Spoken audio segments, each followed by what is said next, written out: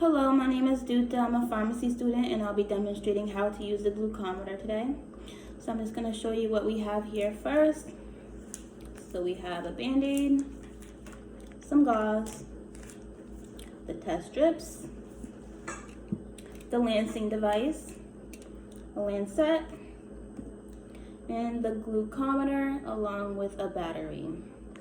So the first step would be to put the battery in the glucometer. You're just going to want to take off the back, insert the battery, and make sure it's firmly in there, and then put the back on. Okay, after you do that, you want to make sure that the test strips are compatible with the glucometer. It does say at the bottom it is for the One Touch Ultra Millimeters, and this is a One Touch Ultra Millimeter, so it is compatible. Next, you want to take out the test strip.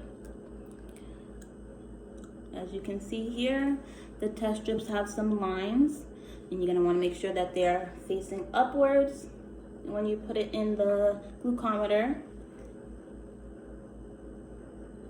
Try not to bend it. Make sure it's snugly in there, and then the glucometer will automatically turn on once you push the test strip in. So next, you're gonna wanna make sure that your finger is clean. So you're gonna do that by washing it with warm soapy water. The reason you're doing this is to make sure that there's no more or just no residue on the finger, such as oil, that could cause an inaccurate blood glucose reading. So after you do that, you're gonna prepare to prick the finger and get the blood drop. In this demonstration, we will be using the single-use lancet, but I will show you the reusable lancing device, and I'll demonstrate how to use it. So you're gonna wanna twist the cap off. You're gonna insert a sterile needle in it, and then after you do that, you're gonna twist the cap back on. So here is the depth setting, and you can adjust that to your liking by just turning it. After you do that, you're gonna prepare it by cocking it back until you hear a click, like so. After you do that, you're ready to prick the finger. So you're just gonna hold it up and then hear that click. That click means that it did prick the finger and it retracted back inside. So after you do that and you get the glucose reading, the way you want to dispose of the needle in this one is by twisting off the cap and then having a sharps container near, and then you're going to want to eject the needle from the lancing device by pushing down on this top button, and it will eject like so. So that is a lancing device. But like I said, in this demonstration, we will be using the single-use lancet.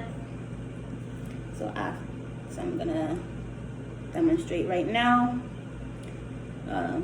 The way you want to use this lancing device, you're gonna want to put it against the side of the finger, opposed to the palms of the finger. It does hurt less this way as well, so you're gonna want to push firmly until you hear a click. There's the click. You can also massage the finger gently to get a blood drop.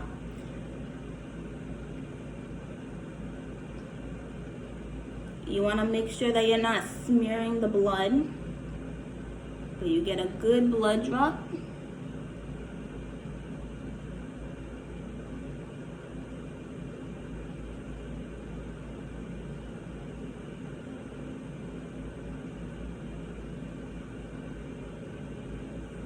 And then you want to hold the finger still.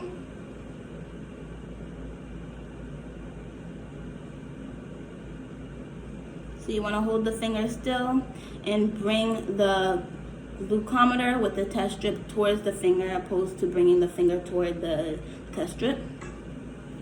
Gonna want to bring it and you put the blood at the side, at the edge, opposed to putting it on top of the meter, and you wait while you get your reading.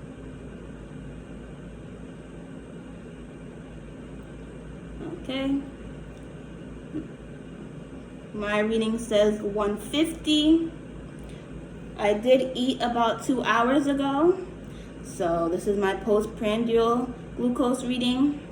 The ADA goal for a postprandial reading is less than 180. So mine is within the goal. That's good. And then the way you want to dispose of the test strips are just by tossing it in the trash. Anything with blood you can just toss in the trash. I do have some gauze here, so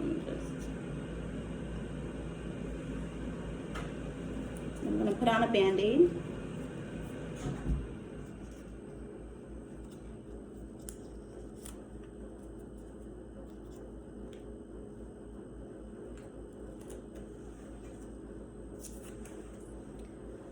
The way you want to dispose of anything with a needle is in a sharps container.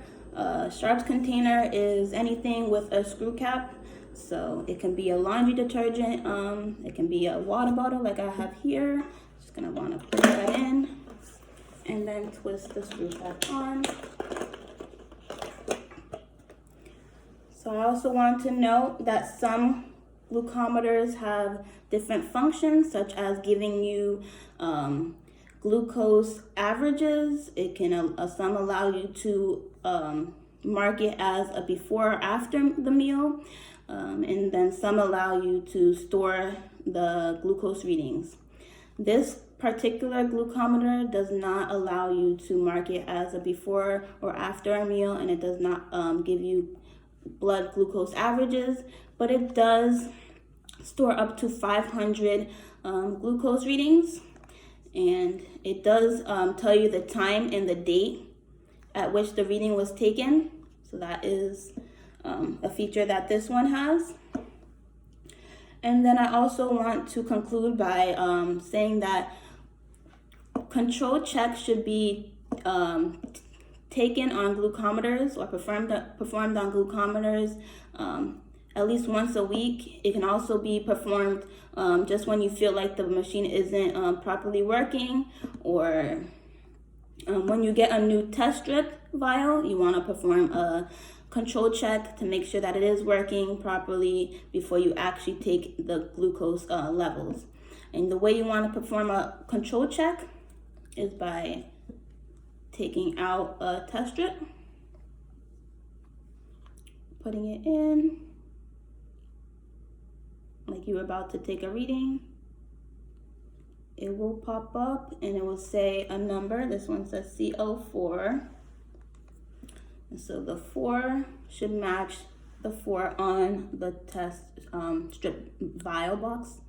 So since it matches, that means that it is working properly. If it doesn't match, you can adjust it to match it, and then it will store it and keep it for the next time to make sure that it will be continuously working properly. Thank you.